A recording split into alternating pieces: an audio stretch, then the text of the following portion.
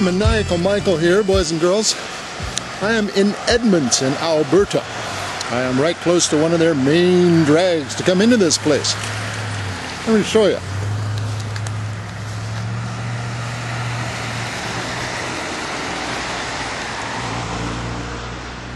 You can see a little Timmy Hortons over there. They got all sorts of junk here.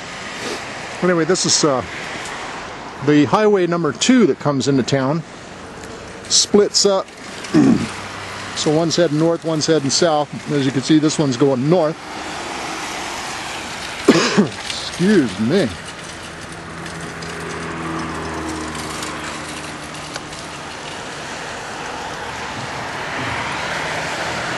You're probably wondering, what in the world am I doing here? Coming up to see my kid, my #1 child and his family. There's Julia, and there's Elena, and there is Andrew, and there is... What's your name? Who's this?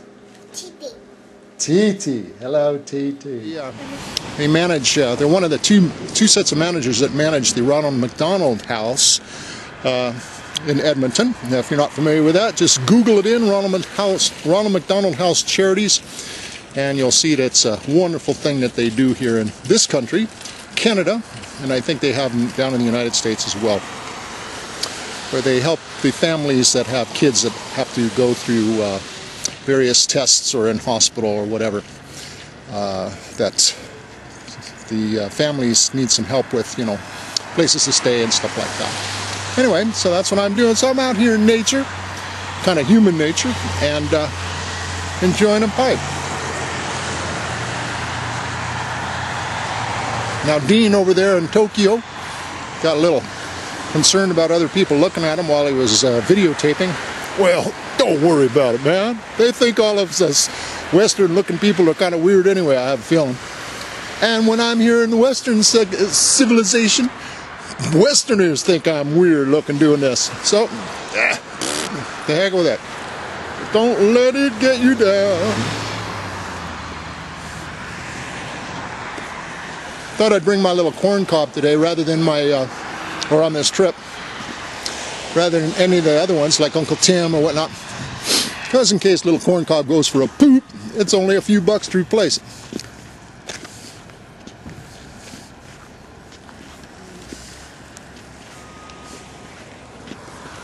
And it's definitely cold enough where you can use your finger to tamp the ashes. So I've got a little ruins of Isengard here, and I'm finding out real quick that the stuff tastes pretty good out in the cold. But you know what doesn't do well in the cold, besides this human, is the camera. This little camera, I think it's the batteries actually just don't like the cold, because it's pretty frigid.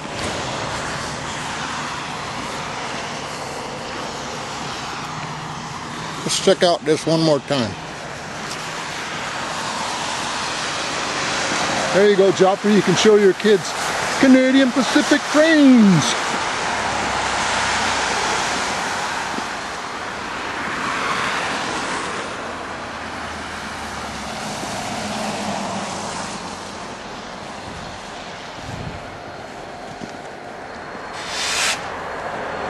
Yeah, they're making a bit of noise over there, those trains. I don't know what they're doing, but they're just grunting and moaning and doing all that stuff.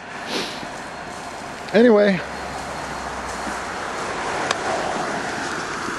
the main thing was just to check in, let everybody know I'm alive, wishing everybody a happy and pleasant New Year's. If you celebrate, you know, gotta do it responsibly, get yourself a designated driver if need be and all that sort of stuff. You know, I'm just thinking about your good. And I'm thinking about the poor ambulance attendants and policemen that might have to respond to a scene, and they don't like doing that, I can guarantee it. So I'm heading back down this street towards the Ronald McDonald House.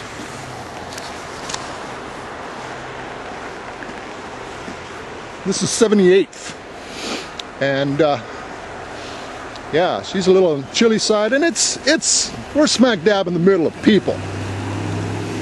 So it is nature, but it's human nature.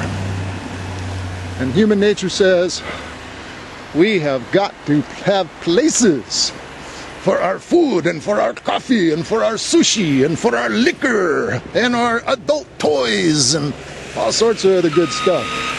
And our little tractors to move away the snow.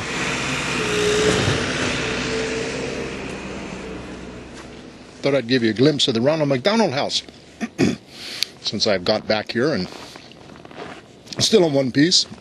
Haven't turned to a Frosty the Snowman.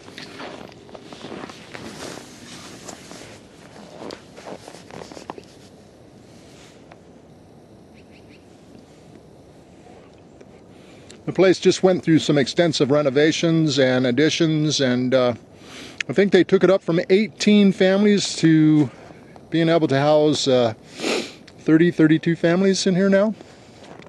The second and third decks, or floors, excuse me, the old Navy language coming out. Second and third floors are devoted to the residents to come in and stay, and they have extended stays and short stays, whatever's necessary. And then the first floor is all devoted to, first floor and basement is pretty much devoted to storage and kitchen facilities and recreation, things like that, administration.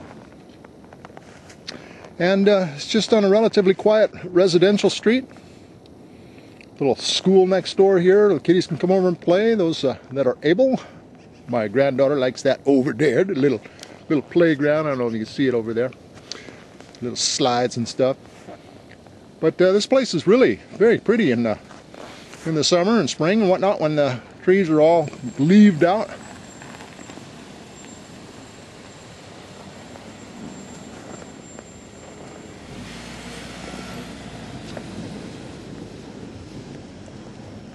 Mostly multi-family dwellings and in this area.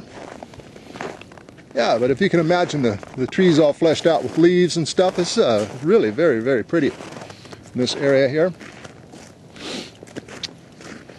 Same with this street. Where are we here? Cross streets are 107th and 78th. Yeah. And I was just down that way walking out in nature. Isn't that fun? Maniacal Michael doing his thing. As you can probably appreciate, my pipe went out, of course. There's no smoking inside the house, the affectionate name for the Ronald McDonald House. So I've got to take it outdoors, which is no biggie, but since it's just a little on the chilly side, as you can see, I've got all sorts of perspiration turning into little icicles on my mustache here. Yeah, it's just a little cold. But believe it or not, in my town of Kimberley right now, it's probably about 10 degrees colder. So I don't know what's going on here. Edmonton's noted for its cold weather. It's like Calgary. And I think, as I've been told, I brought the sunshine with me. Yeah. And when I left Kimberley, I left a void there, and the nice frigid Arctic stuff coming up from the United States of America, I might add, filled it in, and has turned that place into a big icicle, so that's good. I'm up here where it's sunshine on my shoulder, makes me whatever. So there you go, the Ronald McDonald House. Yeah, with the sunshine and everything. Okay, lads and lasses, that's it. The Maniacal Michael is signing out from Edmonton.